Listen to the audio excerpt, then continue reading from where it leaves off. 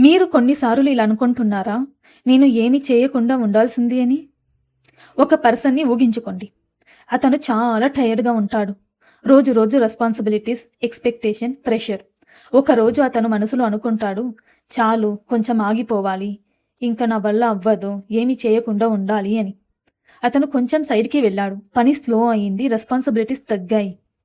బయట చూస్తే కామ్‌గా ఉంటున్నట్టు కనిపిస్తున్నాడు. కానీ లోపల ఏదో మిస్సింగ్, ఎంప్టీ, గిల్ట్. నాకీ డైరెక్షన్ లేదా? నేను తప్పు చేస్తున్నానా? నేను నా వాళ్ళకి ఏం చేయగలుగుతాను?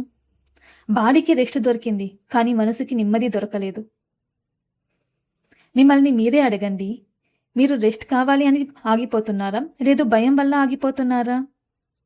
మీరు పనిని వదిలేశారా? అర్థం చేసుకొని వదిలారా? అర్థం చేసుకోనకుండా వదిలారా? నెమ్మది కావాలి అంటే మీరు చేసే పనిని వదలడం కాదు. ఇష్టపడి, అర్థం చేసుకొని చేయాలి. అక్కడ మీకు నెమ్మది దొరుకుతుంది. మీ జీవితం నుండి మీరు పారిపోకండి.